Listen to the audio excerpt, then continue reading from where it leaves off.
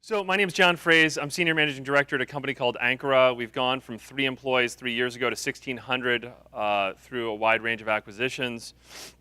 I focus on labor. I head up our labor practice with another gentleman named Ethan Franklin, but we do dispute, litigation, all the other things you can imagine, turnaround restructuring. We're doing a lot in that space right now, even though the economy looks really strong. Bankruptcies are really ramping up right now, and so we're doing a lot of work there.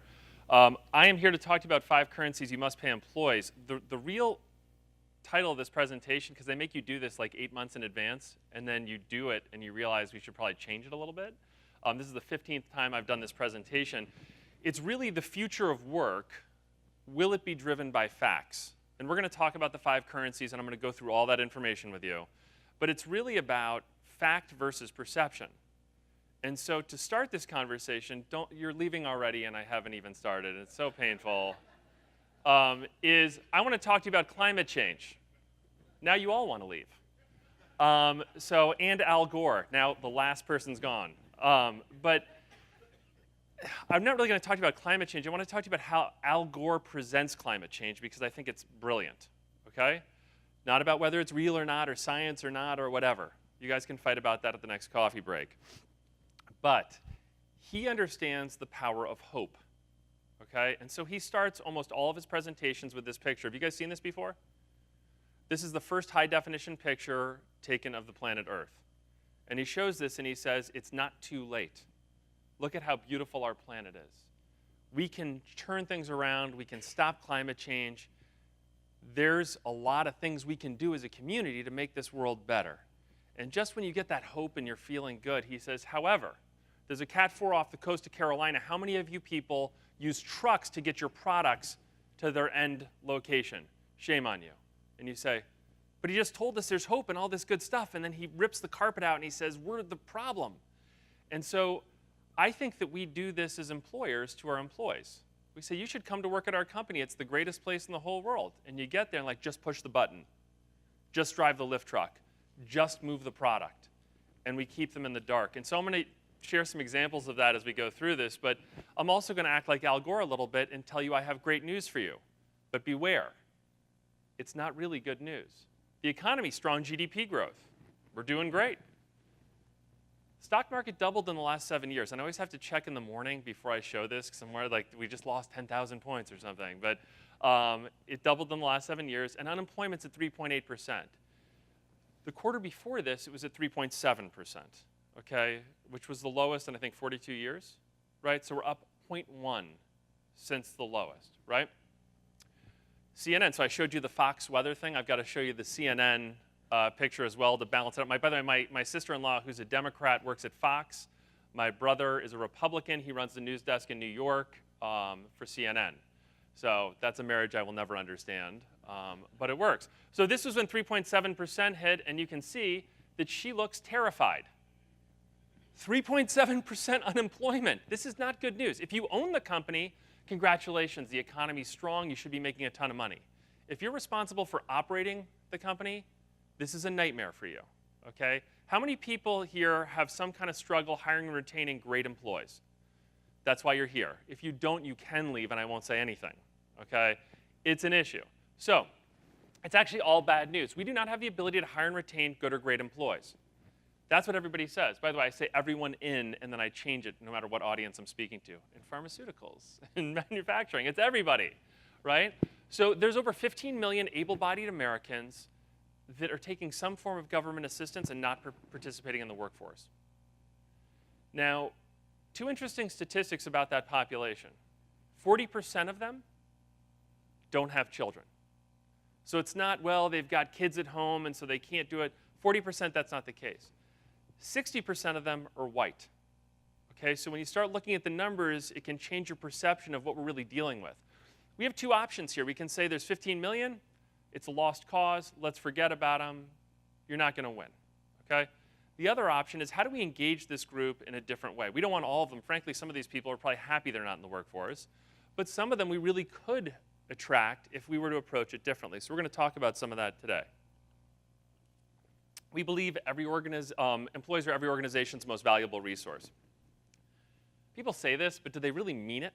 Do they act this way? labor is probably your number one controllable cost, okay?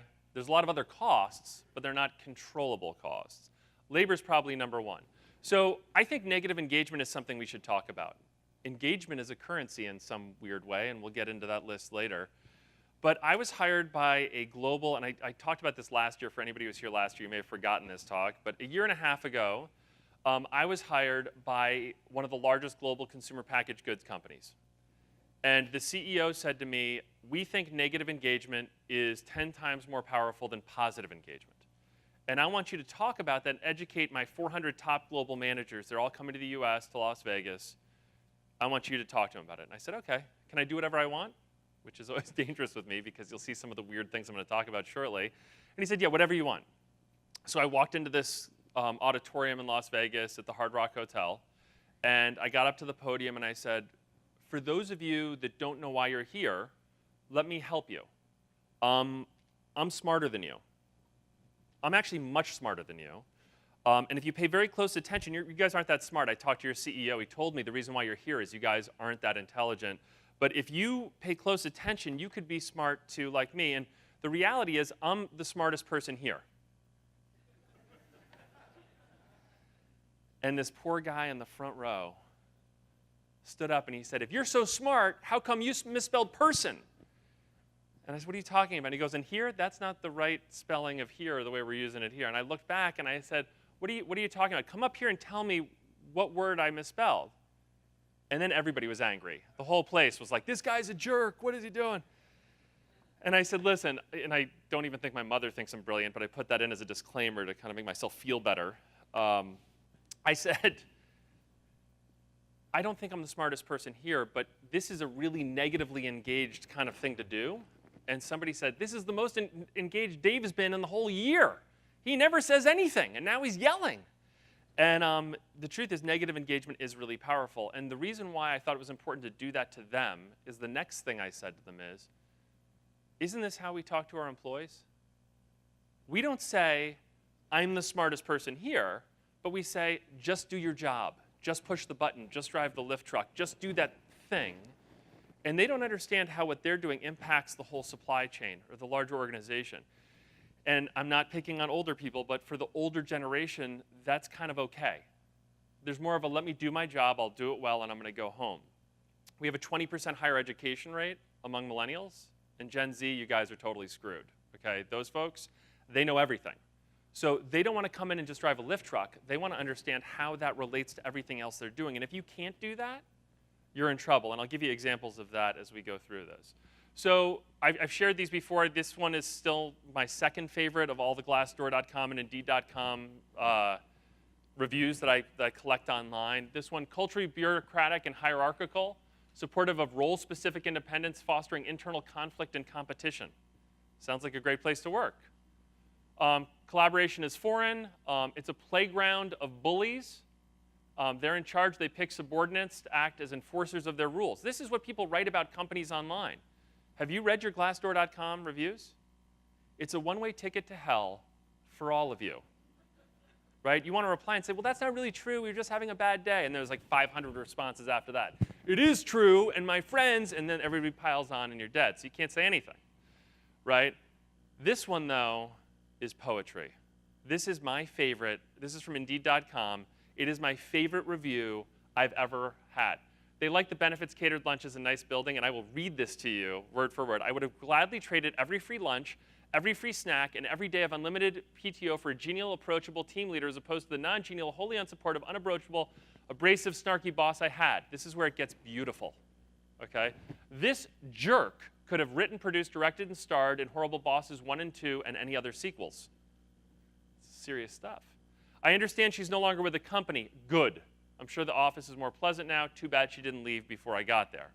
So I'm on Indeed.com, and I'm giving a speech to this company, and I was looking through all their reviews, and I didn't want to, terrorize them, but I found this one. And so who do you think the company is? It's Indeed.com. I hit the wrong button, and I ended up on Indeed.com's things. They're not even safe from this kind of craziness, and so no one is. And the point is, you better walk the walk if you're going to talk the talk. And there's people that I've talked to today about how we communicate. It's not okay to say we have a great culture if you don't have a great culture, okay? You can say we aspire to a great culture, and here are the 5 things we're working on to make sure that we get there.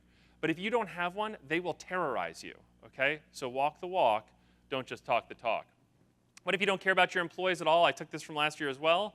This is the greatest story, and thank goodness it wasn't in the United States. Man skipped work for 6 years, and no one noticed until he won an award. He won the award for 20 years of outstanding service. He was the general manager of a water treatment plant, and when they came to give him the award, they couldn't find him, and they asked the employees. And they hated this guy. And so when he stopped coming to work, they thought he died. And they said, we thought he died, but nobody liked him, so we didn't go to the funeral. And they said, the corporate said, well, we've been paying him. Every 2 weeks he gets a paycheck for the last 6 years. And they said, well, we can't help you.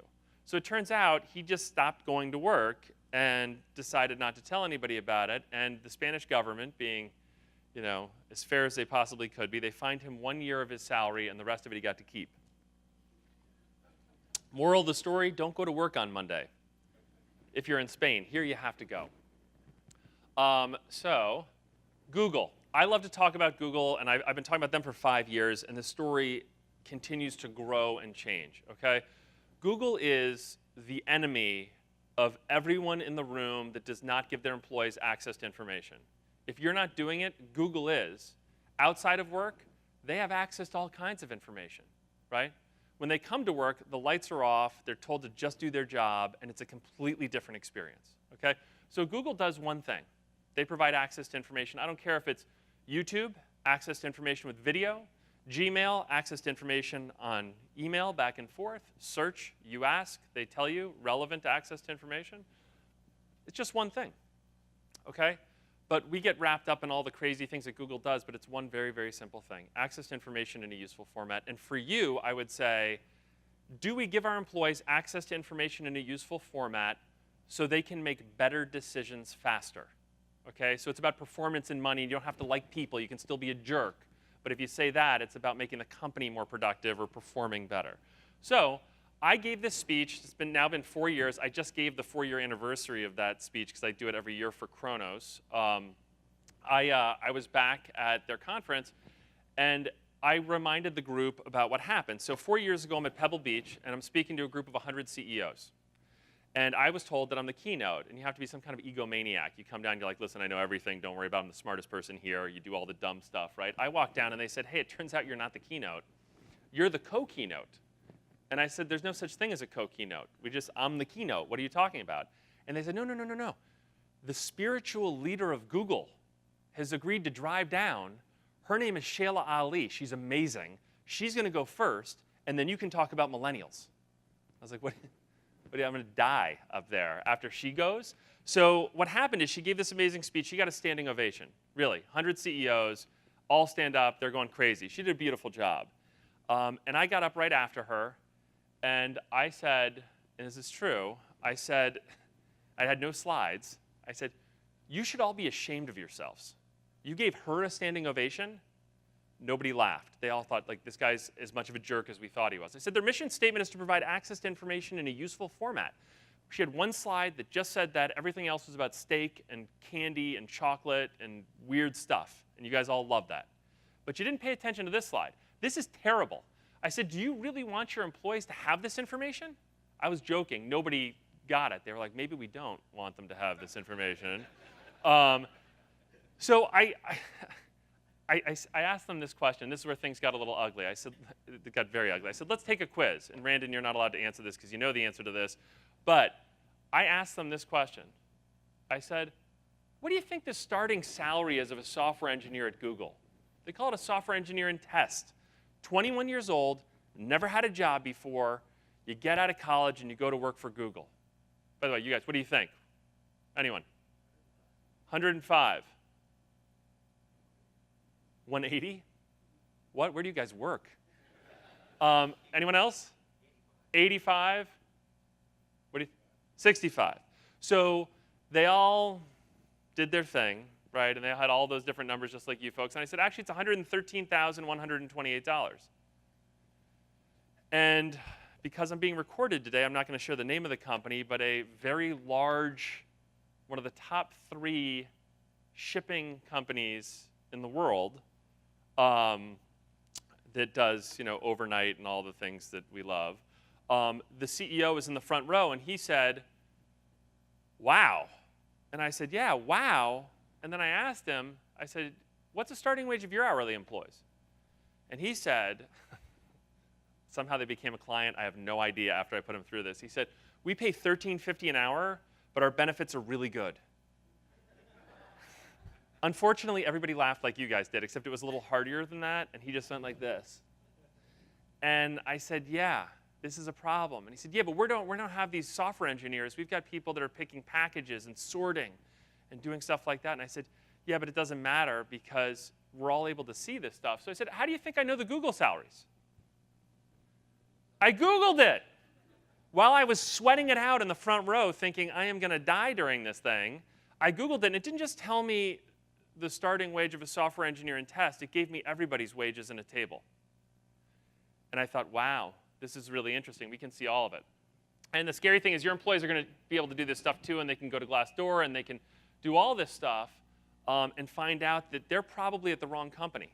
They should work for your competitor who has better wages, better culture, better time off, better shift schedules, all the things that they really want, okay? And so the internet and Google are actually making you look bad. Now, we can say they're the enemy or we can say they're the coach. I prefer to really say that they're the coach. If we act like Google, I think we can do a better job. This is a fun one, United. This is from their customer service desk. Is there anything else you'd like to tell us about your in-flight entertainment experience? They want to know about the sound and the picture and everything. And this person says the entertainment system cut out and I could not finish my movie. Great. Period. End of paragraph. Send it in. No. Can someone please tell me how Mad Max ends? I'm dying over here. They just Googled United. Like, this is weird, right? But this is how we think now. Immediate responses, right? That's the story. This is one that terrifies me a little bit. I don't know why my job assumes that I'm asking for permission when I request days off. It's a suggestion that y'all should find coverage because I'm not showing up. LOL. It's only funny until you realize the guy got 9,000 likes. Now there's 9,000 people that have a new idea, and they may work for you. The part that, and I presented this a couple times, and then I realized, well, first of all, people always ask me, how come your battery's at 24%? I'm like, shut up, okay? Read the text. But they always are concerned about my battery life. Second thing is, if you look next to his name, there's a hammer and sickle there. It's like, bring back the Soviet Union while we're at it. Okay, so this is different kind of weird stuff happening. But the point is, these are things that are influencing your employees when they come to work. Well, I read this thing where this guy says, you need to figure it out. I'm not coming to work. They show up. That's the psychology we're dealing with more and more employees today. So Google's doing things that are making it more unclear sometimes. Sometimes you're great. You get the results. Everything looks terrific. Sometimes they give you these things called featured snippets. They believe there's a 92% accuracy rate to give you the right answer. So the Wall Street Journal did a great story on this. Who are the worst CEOs of all time? Google listed 11 people, including Gordon Bethune, who was the CEO of Continental Airlines, as the worst CEOs of all time. The problem is he was one of the best CEOs of all time, and they wrote a book about it called From Worst to First, all about Gordon Bethune, the amazing leader.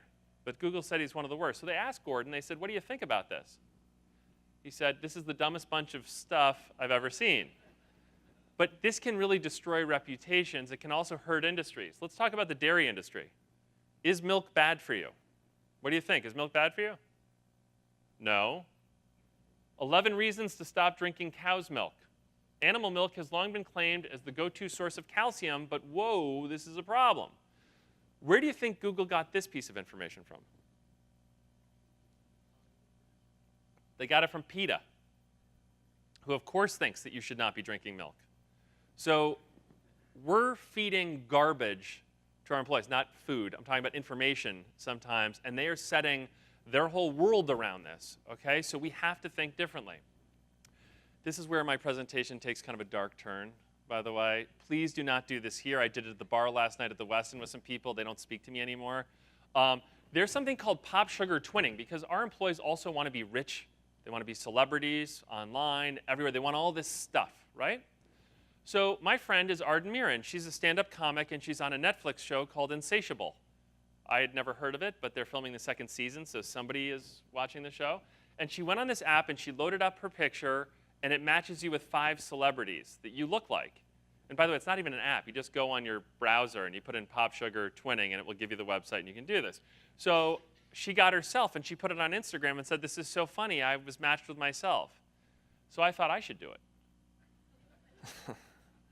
I was like, it's not going to be Brad Pitt, I know.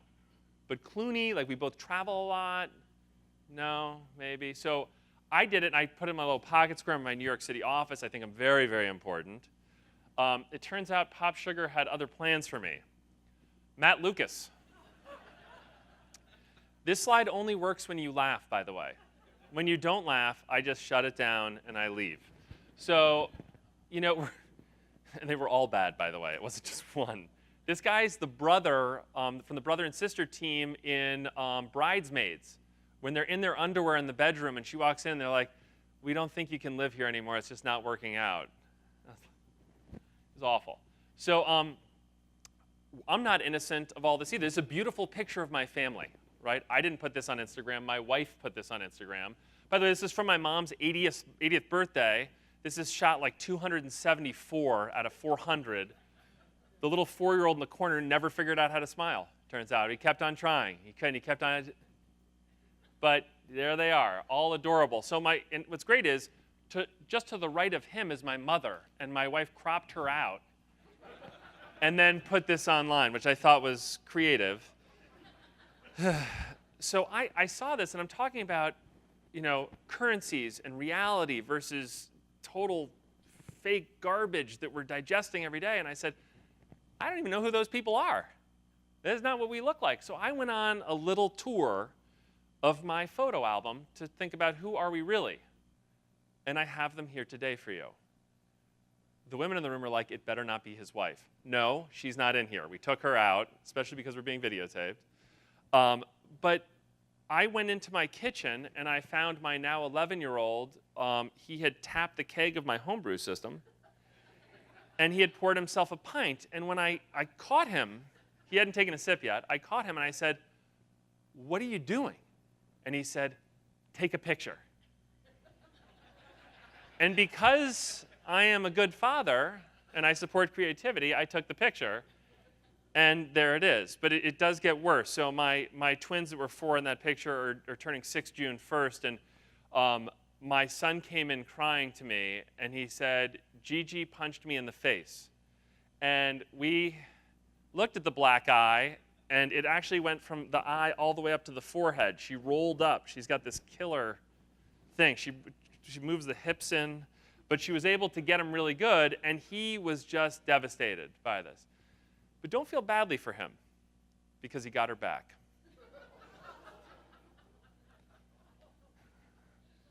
None of these made it on Instagram, shockingly. But perception versus reality. You see these employees, and they're passionate, and they're educated, and they want to do well, but they're being fed garbage every day. And we'll get into more of this, but I want you to think about their appetite for information, okay? If you don't feed them the facts, they will create their own facts. So it is up to you, not them, it is up to you to push relevant, honest information to them so they can make better decisions faster and they can understand what kind of culture you aspire to be, okay? So, okay, this is, I was the keynote, this time they let me be the keynote at a tobacco company, and it's interesting when you give a speech at a tobacco company, people are smoking in the room. So you see the smoke coming up, or people are spitting into the cups. Very interesting experience. But after I went, this guy talked about the difference between perception and reality. And he did a card trick for the audience that I thought was fascinating. He said 62% of the people in the room are going to pick the same card, okay? We're going to go through an exercise, and we're going to see if you guys pick the same card. I'm going to give you 2 seconds. You pick the card. Really stare at that card, though. You have to really, this is a weird thing, but you really have to look at that card, okay, for 2 seconds. Are you ready? Everybody ready? Okay. 1, 2. Did your card disappear? Show of hands. How many people had their card disappear? Okay, on the count of 3, look around, by the way. It's supposed to be 62%. On the count of 3, I want you to say the name of your card out loud. This is crazy. 1, 2, 3. What? What? No, you guys all picked different cards. How could that possibly be? These are all different cards. The guy was talking about perception versus reality. He did the trick, and then he left. He never told them. These cards are not the same as these cards. 100% of you, and what I love about this, by the way, is there's like 5 people in the audience that don't raise their hand. They're like, nope, my card's still there. You didn't get me. Like, we really got you. So we have to be careful, right? Are we filling the void with facts? Are we doing it? We'll get into more of that. So I have great news. This is a great Amazon story. I will probably be taken out back after this. We're going to have to destroy the tape. But Bezos said something very interesting. We listened to our critics. We thought hard about what we wanted to do, and we decided we wanted to lead. You can see the tears rolling down his cheeks as he saves the lives of the shift workers in the factories, right? We're excited about this change. It's kind of a call to arms for everybody out there. We encourage our competitors and large employers to join us. And this was covered in the New York Times, October 2nd, 2018. Has Jeff Bezos ever lost anything? Does he lose? He doesn't lose. Yes, Amazon is increasing its wages, which will benefit most employees, but it will no longer give out stock grants and monthly bonuses. It turns out, when you run the numbers, even for the hourly employees, Amazon made money on this transaction. They took away the bonuses and the stock options and all the lucrative benefits to the employees. And just 7 days later, the New York Times covered it. We have to be careful with the story we tell, okay? We've got to tell the truth. It's really important. And, I mean, this is a situation where you can look at it 2 ways. You can say, wow, they were really dishonest about this, or you can say, this is the reality of the world. And I want you to think about the reality of the world. Do the people that you hire say, let's get into the details of the healthcare plan? Or do they say, you pay $16 an hour, that's better than everybody else, I'll see you Monday? So I want you to think about what drives them in the door. Yes, we should be giving them all these benefits, but one thing Amazon knew very clearly is great publicity, and they were going to get more employees because by cutting the other stuff that was less important, they would win, okay? So I'm not suggesting you cut your benefits, raise your wages, but I'm saying that is one way to hire and retain, in the short term, more employees. Amazon knew it, and they executed on it. So perception versus reality, payscale.com does a really good job, I believe, doing studies on wage rates. So they surveyed 70,000 people with their job title, their location, all of the information they needed. And then they figured out who's paid above market, at market, or below market. And they asked those people, are you paid above market, at market, or below market? And this is what they said. People who are actually paid above market, 35% of them said they were paid below market. How do you deal with that? You give them great wages, great benefits, and they say, yeah, I'm underpaid. But they're not. They just don't have the facts, right? People who are paid at market, 64% thought they were paid below market, right? This is one thing that we have to fight against, this perception that I'm paid below market because on Instagram, everybody else is standing in front of a yacht that they don't own, but they're still doing it, right? And so they have all these pictures on there, and then they go, I'm only making 15, this isn't fair. So we've got to fight that. So accepted currencies, I want to focus on 5 of them with you. If there's one slide, please don't make it be the picture of my children. If there's one slide that you print out and show your coworkers, I think this is an interesting one, and I wouldn't show it to them like this. I'd show it to them like this, okay? All black. And you can take the picture. You can also get the whole deck. It's up to you guys. But I want you to have an honest conversation with your management team, and I want you to say, what are the currencies on this list that we do a great job paying our employees with? What are the ones that we do a great job on? And then have the conversation. Some of this stuff, I would have been laughed out of the room 5 years ago, right? I may still be. We'll see how it goes. But I think that the ones that I really like, at least from a conversation perspective, feeling valued isn't about like some warm, fuzzy thing. It's about helping them understand, as I said earlier, how does the work I'm doing impact the broader organization? They have to know. They have to feel valued. If they don't, there's a lot of options right now. 3.8% unemployment. If you're in Canada, it's 5.8% unemployment, which is still historic low for Canada. So they can go wherever they want. If you make them feel valued, they will never leave. right? By the way, absenteeism, if they feel valued, they'll also be less likely to be absent because they know that they need to show up because they're relied on as part of the broader organization. Decision rights. I'm not suggesting they should have decision rights to do whatever they want to do, okay? But when we ask employees, are decisions made higher up than they need to be? 4.2 out of 5 people say they are. Why can't, if I'm doing the work, why can't I make the decision? Why do we have to stop everything, kill performance, and go talk about it? I know what I'm doing. So decision rights are critical, and they're going to be more and more critical as the years go by. We need to figure out how to give decision rights to our employees where appropriate, okay? Access to information, the Google story. You can't let them make decisions unless they have the information to make the decisions, right? So those two really go hand in hand, but I think access to information is important. If they feel like you're talking to them saying, I'm the smartest person here, you're in trouble, okay? You cannot do that. I was talking to folks from a large warehouse operation 2 weeks ago, and they said, we tell them to just drive the lift truck. We do that. We say, just drive the lift truck. We don't talk to them about it, and they're trying to change that communication process. Time off, it's not free, but I talk to companies that say our employees work 5 days a week and they get 2 days off. And I say that's interesting. If you work a longer shift, they might get 3 or 4 days off depending on the week, and younger employees want that. And they say, well, they can't be productive. Well, the studies are actually showing that they can be productive and that most of your accidents are happening in the first and last hour of the shift. If you have longer shifts, you may actually have fewer starts and stops, and it may be more healthy and safe as well. So you can't just throw that stuff away. They want it. And then equality is an interesting one. And I was giving a speech in November where somebody decided to fight me on this. There's a difference between equality and fairness. Equality is a currency. Everybody will be treated equal. We will apply the rules equally to the entire organization. Fairness is totally subjective, okay? Fairness is not equality. Fairness is, I think that this makes sense, but it's not objective. And so there's too many management teams that want to do the right thing, and so they start talking about what's fair, right? That is a great way to destroy your culture. But I want you to have this conversation. Leadership-enabled success, merit-based promotions, not just because you've been here forever. Do we really invest in training? Do we really have the programs to do this? Ask the questions and have an honest conversation, okay? So do values actually equal value, right? We're talking about how we're going to take care of employees. We're going to drive productivity. CFO says no.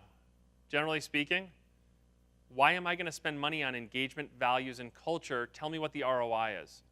And it's very hard to have that conversation. And CFOs and CHROs have a very different set of criteria and how they think. The only thing they agree on is compliance and reporting, okay? CFOs, they say every employee is a cost. CHROs say every employee is valuable. Those are both wrong, right? Those are extremes. But if we're going to think about how we're going to pay employees and how we're going to engage them, we have to be able to dollarize some of these programs, and that's hard to do. CFOs think it's really hard to do. Measuring engagement is not a priority. Why? Because employee engagement metrics lack credibility, right? So we've got to do a better job explaining this stuff. I think it's interesting that in how we treat our employees and how we compensate our employees, if financial capital is abundant, right, there's a big supply of financial capital, right, but it's very carefully managed, right? That's the opposite of supply and demand. Big supply, but we treat it like it's a scarce resource.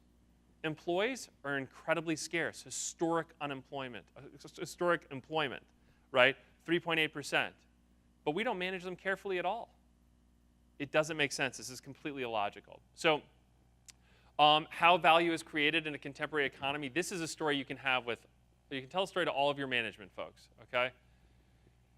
If you look at 1975 in the S&P 500, the vast majority of a company's valuation, 83%, was based on tangible assets, stuff, okay? Inventory, right? Today, it's only 16% of a company's valuation as the markets value companies, okay? 84% is intangible assets, right? Commodities are dead. Everything has to be a value proposition, right? And so when you look at your businesses and how you sell and how you operate, it's not, yeah, we do what everybody else does, we just do it cheaper. No, there's a value proposition you put in there, and the markets really, really believe this. And so it's all about people, right? We call this the gap, by the way. Generally accepted accounting practices do not include people. in the story, but they should, okay? Especially today, especially how we're looking at valuation. How do we look at things like who my best supervisors are? Do we look at this stuff on a regular basis? Who are my best employees? What are the metrics that we would use? FMLA, that's another great one-way ticket to hell for all of you. It's terrible, it's getting worse, and you're not really allowed to do much about it, right? I only get hay fever on Fridays. Suck it. You know, it's like you say anything, next thing you know, we've got a lawsuit, right? We worked with a company in California where most of the employees took their FMLA in the summertime when their kids were out, not because they were sick, but because they were out. So I have, my migraines are back for 2.5 months of the year. So it's these kinds of challenges. Overtime, is it a good thing or a bad thing? What drives it? We've got to really understand all this stuff. So single data sets, and this is going to be the speech for next year, by the way, about digital transformation and Uber and all that stuff. People think Uber's an interesting story because you can work when you want and it's so convenient. Uber's an interesting story because they've taken a lot of different data sets and they've combined them together to create an efficient marketplace. That's why it's interesting. One data set is like looking at overtime trends or payroll information, you know, out of your Kronos data or whatever you use. That's valuable information, but it's not that valuable. When you get into three-dimensional stuff, you start looking at how many hours did we spend and how productive were our employees, and did they have accurate picks, as an example. So we look at performance. When we put all of those different data sets together, things get much more interesting, okay? And the Uber story is, I know where the customer is, so I have a data set of GPS for customers. I have a data set for the drivers, the suppliers, right? I have data sets for traffic, so I can tell you how long it's going to take to get to your location. It's a pretty simple business model. All they did was combine a bunch of different data sets and create a new marketplace. It's cool, but it's all about data. It's not all about this other stuff. So overall labor effectiveness, we think, is an interesting one that you should be looking at as well. Capacity, productivity, and quality, we think is critical. But you've got to use more than one data set to figure this stuff out, okay? So the old way of doing things doesn't work anymore. I'm going to do this one. I'm going to skip over a couple things after this, but I love the story about stealing toiletries. I know this is off the wall, but this is an interesting story. And I was at the Marriott when I did this, and they didn't think it was funny at all. But it wasn't really about them. It was at Pebble Beach. They were losing a lot of toiletries, and you spend $800 a night. You feel like, you know, you should be able to steal all the toiletries you want. Bring an extra suitcase. When we were there last, this guy from a big pharmaceutical company, I was sitting at the bar with him, and he said, you know, it's amazing, the bathrobes here are so fluffy, I could barely zip my suitcase closed. And I was like, I thought that was really funny. He did not steal it, but people, you know, got a little nervous. This Pebble Beach was looking at how do we look at having less toiletries stolen, okay? So what do? They hired a consulting firm, and the consulting firm said two things. You can mount the shampoo on the wall, and you just pump, you take what you need, or we'll do smaller bottles. They're going to steal from us. We'll just have them steal less from us. And they presented that to the management team, and they said, the wall-mounted thing feels kind of gross, and the smaller bottles is not our brand. You spend $800 a night, we're going to give you a big bottle of shampoo. It's not a big deal. So they decided not to do anything, and they were standing out on the curb, and the general manager was talking to another manager and telling him how disappointed he was in the outcome, but they'd only used one data set, right, to try and solve this problem. And the valet, this 21-year-old guy, heard this stuff, and he leaned over and goes, "This is the dumbest conversation I've ever heard," to his boss's boss's boss, which is always a good idea if you're 21. There's really nothing to lose. You kind of go for it, and he did. And they said, "Please, tell us your brilliant ideas." And he said, "You need to have bigger bottles." And his story was, I'm the valet, I park the cars here. These rich guys come in here, and they ship their clubs with FedEx or UPS, and they use 22-inch wheelies because they're very impatient. They don't like to wait. So if we make them bigger bottles, they'll have to check their bag because TSA only allows for 3 ounces. And this guy's pretty smart. He said 3.3 ounces sounds European. That's 100 milliliters. And they'll love that. So they did it, and they actually changed the toiletries to 3.3 ounces. Result, they reduced toiletry theft by 31% in the first year. They took another data set, right? It wasn't just about the room. They took how do they behave from somebody else. The problem with this story is, and I don't know how many of you travel as much as I do, I'm on about 140 airplanes a year, is I was going through LaGuardia about 6 months ago, and it said, new rule, TSA allows 3.3 ounces. And I thought, these guys are so screwed. I'm going to skip over this one just in the interest of time. Millennials, I still think this is a really valid conversation for everybody. What is this all about? Up 25% from 1999. What am I talking about? What is it? 48.8% of all 25-year-olds still live at home. This is when you're like, yeah, it's Dana in accounting. She's got 3 daughters at home. She's terrible. She's ruining it. No, don't say that. The reality is that these people are making smarter decisions than we ever did, right? We say they live at home, failure to launch, and all this stuff. The reality is they're saving $15,000 a year, and they're saving up to get the place they want. And we think they're supposed to suffer like we suffered, right? How dare they make smart financial decisions? The problem is, did they want to work at your companies if they're living at home and they don't have any expenses? Listen, we're going to take away half your weekends. You're going to start on night shift. It's going to be great. You're not going to have any social life, but that's going to help you save money. Like, are you kidding me? I'm never taking this job, right? And so we've got to think about it a little differently. All they want is a six-pack and an Xbox. We say this all the time, but the problem is it's not really true. They're highly educated. Knowledge, I believe the children are our future, and that terrifies me, right? They're actually better educated than any other generation before them. So it's not true. We make fun of them for the trophies, and I talk about this a lot. This is like the opposite of currency, right? Let's put these people down because they're passionate and well-educated, right? Negative engagement, that's what we're doing. They have a lot of awards, and we make fun of them. We say, listen, it's not about the trophy. It's about the fact that it says 14th place. That's the problem, okay? And I thought, well, going back to my family, when I was growing up, I had this beautiful long blonde hair a long time ago, and my mom used to call me Golden Boy. How do you, like, what kind of a shrink am I going to need, you know, to get older to figure this out? I was Golden Boy. Now I'm like Lex Luthor or something. It's terrible. But so she called me Golden Boy, and I have an older brother. You know what she called my brother? Rob. He didn't get a special name. That's why he's at CNN right now. But the point is, it's the things that our parents do to us. Do you think any of these kids said, gee, I'm 8 years old. I feel like I should get the big trophy? No, we gave them all this stuff. We gave them the trophies. We told them they were the fastest, smartest, best, most beautiful everything. And said, gee, these guys want to be CEO at 21. Who did this? We did, right? And now we're blaming them. Next year, 48 million people are going to be retired, right? And I've been talking about this for the last 3 years. Is it really true? So 48 million people are at the retirement age in 2020, but will they retire? And I don't believe it's going to happen. And the reason is because they can't. If you look at savings rates in the US, and by the way, I do this speech in Canada. I do Vancouver, Toronto, Montreal, and Calgary. I've done 2 of the 4 cities already, and I have their stats. They're worse than we are in the US, okay? Hey, guys. It's 2 Canadians right there. But they are, and they have a different government structure, but their savings rates are worse. But if you look at baby boomers only, forget about the rest of the population. The affluent want $60,000 a year in retirement, not including Social Security. They've saved enough for $38,000. You look at the non-affluent, they want $40,000. They've saved enough for $4,000. Okay?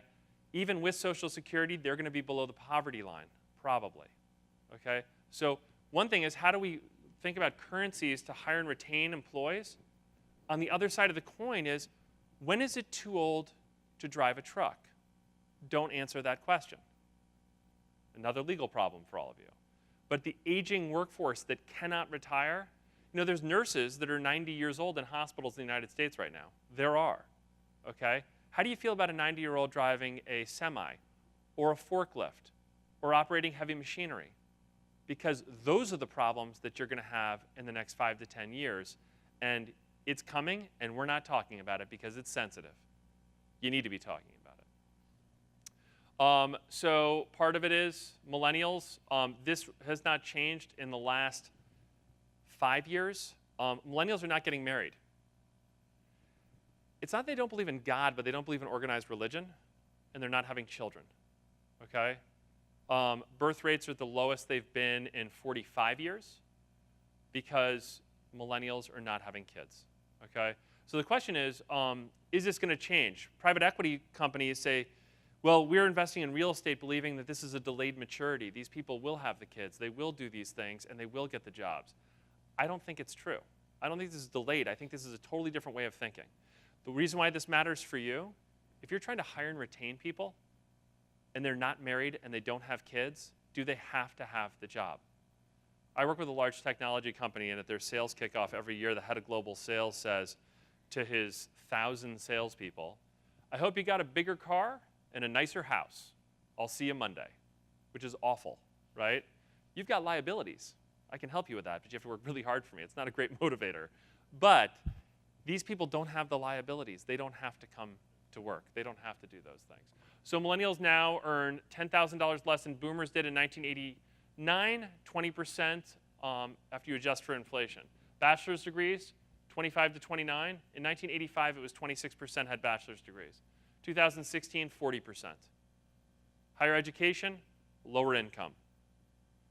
If we're not paying them in cash, well, we better pay them in a whole bunch of other currencies, and I think you need to go back to that list to think about it.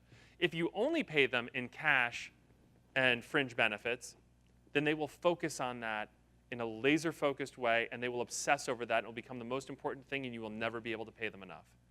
With a wide range of currencies, it's a different story. They will not obsess about cash alone. This is where I blame millennials. I don't blame them a lot, but I do blame them in this section. Basically, 53% of them don't earn or have enough now, but they think it's all going to work out in the future. We don't want them to think it's all going to work out. We want them to start working and saving now, but they're very optimistic about the future, and that creates challenges for all of you. So the simple story, we need to enable employees for success. There's a whole productivity story from the Harvard Business Review. I think it's interesting, but how does Harvard know that it's 22%? They don't, okay? I don't care if it's 5%, 10%, 20%, whatever the number is. If you engage your workforce and you compensate them in a wide range of ways, you will see productivity and performance gains. The 22% is what Harvard says. There's no way it's that. It's something, and it's relevant, and I think we need to think about it. Some places to start. There's some really simple things that you can do. This is not complicated. You already have the data. What are the patterns of sick time on a daily basis in my company? At least 40% more than any other day, employees get sick on Fridays. Okay? That's interesting. We can laugh about Friday, the cocktail flu from Thursday, Thirsty Thursdays at the AAA baseball game or whatever they're doing.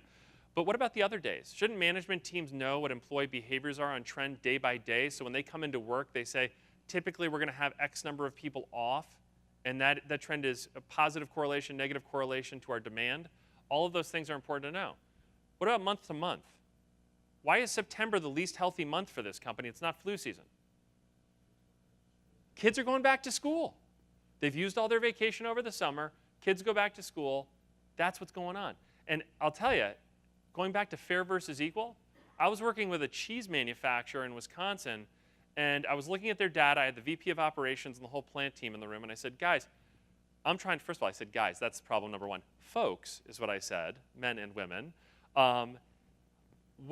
Why is there no production data for this week? And they said, well, it's the first week of hunting season, so we know that all the hunters aren't going to show up, so we just shut down. And I said, oh, okay. There's a lot of single women that work at your facility. What about back to school? Do you shut down for a week for back to school? And they go, we don't have to do that. They're so responsible that they come to work. And I said, that's the problem, right? This is what you think is fair, but it's definitely not equal. And the VP of operations was a woman, and she looked at me, she goes, that's what I'm talking about. These people have a problem. And she was right? Why do we punish the responsible ones, and we say, hey, these folks are really badly behaved, we're just doing what we can with them? That's not okay. So let's take a little vote. I've done this now for 10 years. I take this vote in every single speech I give, is as we look at alternatives, right, that 1 was changed to a 40 in another deck. It should say 40 under totals. I'm going to give you all 2 options, okay? And I know that most people are 7-day operations. This works on 7 days too, but I'm doing this to keep it simple on 5 days. I'm going to show you 2 different shift schedules, And I want you all to vote on the one you'd like the most. The first one is Monday through Friday, 8-hour shifts. You all get to work day shift. You've seen this before, right? Work days 260, 104 days off. You get all your weekends off. They're 2-day weekends, and you never work more than 5 shifts in a row. Pretty simple, right? Make sense to everybody? Okay. Option 2, 12-hour shifts. You're all still working day shift. You work Monday, Tuesday, Wednesday, and you get Thursday, Friday, Saturday, Sunday, Monday, and Tuesday off. 6-day weekend. Then you work Wednesday to Friday, you get the weekend off. You work 2, you get a day off here, you work 2, and then you get the weekend off. Instead of 260 work days, I'm going to give you 87 more days off a year. You're working a 12-hour shift instead of an 8, but I'm going to give you 87 more days off a year. If you look here, you're going to work fewer days than you play. 173 days of work, 191 days off. I'm going to give you some weekends off, all of them, just like you had before, but you're going to get 17 6-day weekends before you take 1 day of vacation or any holiday. Okay? And you're working 12s, but you're never going to work more than 3 shifts in a row. Okay? So let's go back. Show of hands. How many people want to work the 8-hour shifts? 1, 2, 3, 4. Okay, how many people want to work the 12-hour shifts? Look around. How many companies that are 5-day operations actually work this 12-hour shift? Anyone? Not many. Less than 1%. Why is that if 98% of you or 95% of you in the room want the 12s? Changing schedules is emotional, and it's potentially disruptive. And if there's not good reason to change, people say, oh, maybe we shouldn't change. The problem is, there is good reason to change. You have employees that want a better life. They want to come and work for you, but your schedules are terrible, right? It's one of the currencies, time off. And you're saying, no, no, no, we work 5/8. And they go, we really work 6/8. It's 5/8, but I haven't gotten a Saturday off in the last 40 weeks, right? And sometimes they take away Sunday too, right? So we have to think about this honestly. We can't just have the same old conversations and not do the change. Here's a 7-day, 8-hour shifts. You want to do this one? It's balanced coverage 7 days a week. You work 7 in a row, 3 times over the course of 4 weeks. Okay? You get 25% of your weekends off. This is tough stuff. A lot of companies work this right now because it's balanced coverage, same number of people every day of the week. An alternative, every other weekend off, it's a 3-day weekend, and you work half the time and you play half the time. Okay? This isn't great for night shift. There's another one for night shift, but this is good for day shift. They don't have to work the same thing, by the way, days and nights. Shocking, right? They're being asked to do different things. Why would we ask them to work the same day-on, day-off pattern? It doesn't make any sense. So I want you to think about employees and how they think and what they want. A couple things. Very few employees are telling us they're not paid enough. If you say, would you like a pay increase, they all say yes. But have you ever considered getting out of your current schedule? Only 7% say yes to get better pay. 27% talk about the work schedule.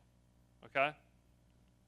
Job satisfaction, they like their jobs. By the way, this is manufacturing, supply chain, logistics only. No other call centers, none of that stuff. This is just for you folks in manufacturing. That's it.